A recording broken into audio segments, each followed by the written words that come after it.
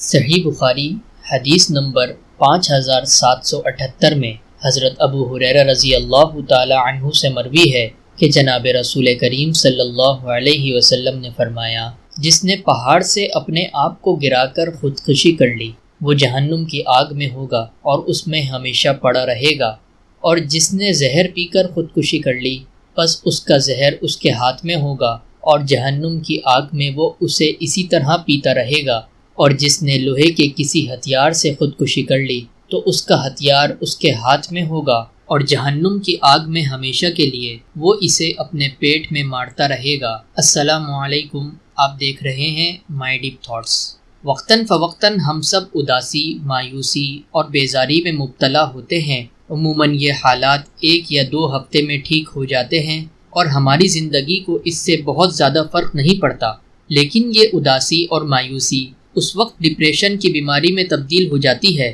جب اس کا احساس بہت دنوں تک رہے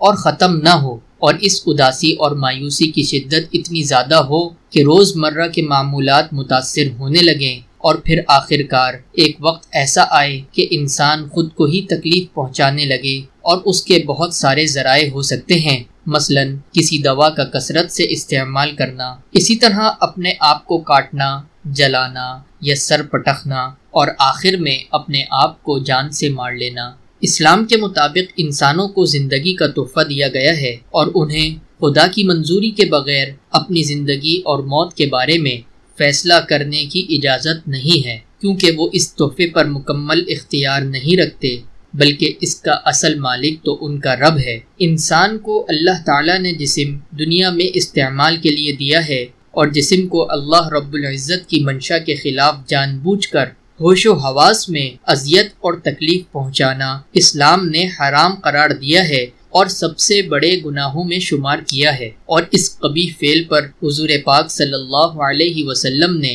سخت ترین وعیدیں بیان فرمائی ہیں۔ آج کی ویڈیو میں ہم قرآن و حدیث سے اس کام کی برائی اور اس پر آنے والی وعیدیں ذکر کریں گے۔ قرآن پاک میں سورۃ النساء آیت نمبر 29 میں اللہ تعالیٰ فرماتے ہیں، وَلَا تَقْتُلُوا أَنفُسَكُمْ، اپنے آپ کو قتل مت کرو۔ اسی طرح سورۃ البقرہ آیت نمبر 195 میں اللہ تعالیٰ فرماتے ہیں، وَلَا تُلْقُوا بِأَيْدِيكُمْ إِلَى التَّهْلُكَةِ، اور اپنے آپ کو ہلاکت میں مت ڈالو۔ اور اسی طرح سورۃ البقرہ میں ایک اور آیت 156 میں اللہ تعالیٰ فرماتے ہیں، الذین اذا اصابتهم مصیبہ قالوا انا للہ وانا الیہ راجعون، وہ لوگ کہ جب ان کو کوئی مصیبت پیش آتی ہے تو وہ فوراً کہنے لگتے ہیں، ہم تو اللہ ہی کے لیے ہیں اور ہمیں اللہ ہی کی طرف لوٹ کر جانا ہے۔ ان سب آیات سے ہمیں یہ سبق ملتا ہے کہ جو زندگی اللہ تعالیٰ نے دی ہے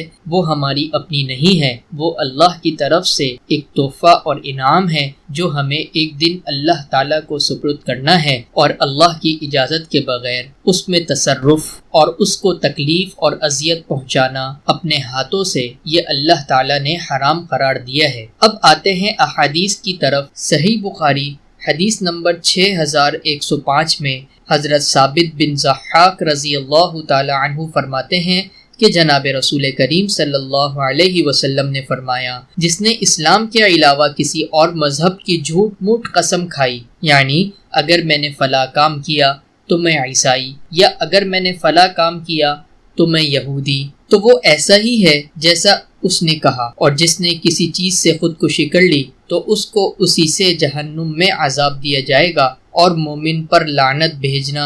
اس کے قتل کی طرح ہے، اور جس نے کسی مومن پر کفر کی تہمت لگائی تو یہ اس کے قتل کے برابر ہے۔ صحیح بخاری حدیث نمبر 4203 میں حضرت ابو ہریرہ رضی اللہ تعالی عنہ سے روایت ہے کہ ہم خیبر کی جنگ میں شریک تھے کہ رسول کریم صلی اللہ علیہ وسلم نے ایک صحابی کے متعلق جو آپ کے ساتھ تھے اور خود کو مسلمان کہتے تھے فرمایا کہ یہ شخص اہل دوزخ میں سے ہے۔ پھر جب لڑائی شروع ہوئی تو وہ شخص بڑی جمع مردی سے لڑے اور بہت زیادہ زخمی ہو گئے۔ ممکن تھا کہ کچھ لوگ شک میں پڑ جاتے، لیکن ان صحابہ کے لیے زخموں کی تکلیف ناقابل برداشت تھی، چنانچہ انہوں نے اپنے ترکش سے تیر نکالا اور اپنے سینے میں گاڑ دیا۔ یہ منظر دیکھ کر مسلمان دوڑے دوڑے حضور پاک صلی اللہ علیہ وسلم کے پاس آئے اور عرض کیا کہ یا رسول اللہ تعالیٰ نے آپ کا فرمان سچ کر دکھایا، اس شخص نے خود اپنے سینے میں تیر چبو کر خودکشی کر لی ہے۔ اور اس پر آپ صلی اللہ علیہ وسلم نے فرمایا، اے فلاں، جاؤ اور اعلان کر دو کہ جنت میں صرف مومن ہی داخل ہوں گے۔ یوں اللہ تعالیٰ اپنے دین کی مدد ایک فاجر شخص سے بھی لے لیتا ہے۔ اگرچہ خودکشی کرنے والے کے بارے میں قرآن کریم کی آیات اور احادیث کی روشنی میں کہ وہ ہمیشہ کے لیے جہنم میں رہے گا یہ بات واضح ہے، مگر وہ یہ فعل کرنے سے پہلے ایک مسلمان تھا اور اسے عام مسلمانوں کی طرح غسل، نماز جنازہ اور عام مسلمانوں کے قبرستان میں دفن کیا جائے گا، جیسا کہ دوسرے گناہ گاروں کے ساتھ معاملہ کیا جاتا ہے۔ ہم جہنم کا فیصلہ کرنے کے مقام پر نہیں ہیں، لیکن اللہ ہی بہتر جاننے والا ہے۔ اللہ تعالی ہم سب کے حالات پر رحم فرمائے اور اس طرح کے برے کام سے ہماری حفاظت فرمائے۔ آج کی ویڈیو کو ہم یہیں پر ختم کرتے ہیں۔ امید کرتے ہیں کہ آپ کو ہماری ویڈیو ہمیشہ کی طرح ضرور پسند آئی ہوگی۔ اگر پسند آئی ہے تو ضرور لائک شیئر کریں اور کامنٹ کر کے بتائیں کہ آپ کو ہمارا کام کیسا لگا۔ اور اگر آپ نے ابھی تک ہمارے چینل کو سبسکرائب نہیں کیا تو ابھی سبسکرائب کر لیں۔ ملتے ہیں اگلی ویڈیو میں، تب تک کے لیے اللہ حافظ۔